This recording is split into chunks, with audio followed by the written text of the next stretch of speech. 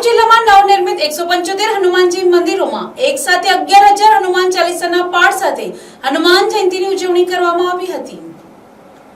ડાંગ જિલ્લામાં 311 ગામોમાં હનુમાનજી મંદિરોના નિર્માણ કાર્યથી ગ્રામજનોમાં ભક્તિ ભાવમાં ખૂબ વૃદ્ધિ જોવા મળી રહી છે।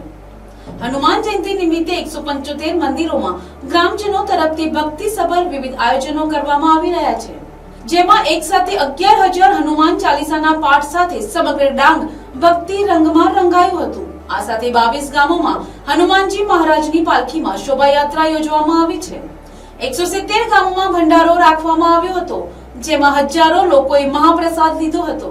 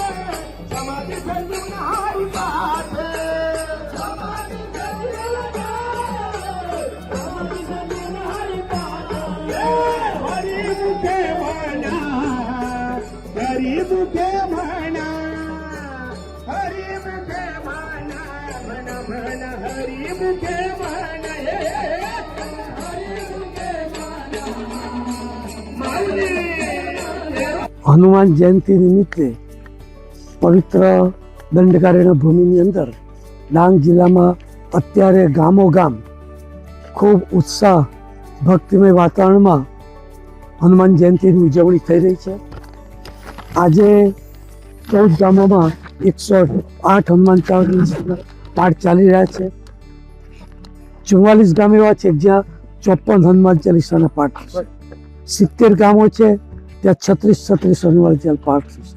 90 ગામોમાં 7 હનુમાન ચાલીસા પાઠ થશે।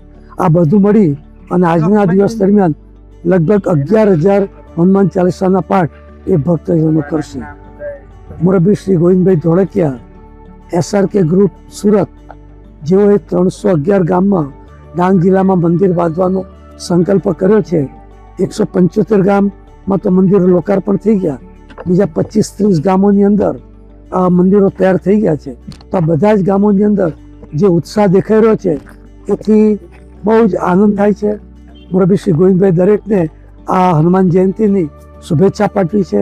અમારા સંકલન કરતા શ્રી પ્રભુભાઈ ધોળકિયા, એમણે પણ બધાને શુભેચ્છા પાઠવી છે. આજે સુરતથી ગોવિંદ કાકા સાથે આ મંદિરમાં જે સહયોગી દાતા છે એવા ઘણા પરિવારો, કેડી નારોલા, મહેશભાઈ કરગર, પ્રવીણભાઈ વગેરે અનેક પરિવારો આજે ડાંગના ગામડાઓમાં અત્યારે આવ્યા છે અને ભક્તો સાથે આ પાઠ પૂજાની અંદર જોડાયા છે. આજે લગભગ 44થી વધારે ગામોની અંદર પાલખી નીકળી છે.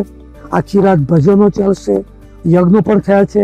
તો આ એક વાતાવરણ આપણને દેખાડ્યું છે કે ડાંગ અત્યારે ભક્તિના માર્ગમાં આખી કરવટ બદલી રહ્યું છે. એટલે બધાને આ જોઈને આનંદ થયો છે અને બધા ભક્તજનોને ખૂબ ખૂબ આ હનુમાન જયંતીની વધાઈ અને શુભેચ્છા, જેથી કરી અને આ ભક્તો ઉપર હનુમાન દાદાની કૃપા અખંડ વરસતી રહે એવી પ્રાર્થના, શુભેચ્છા. રામ રામ. ડાંગથી વિનોદ ગાવિતનો અહેવાલ.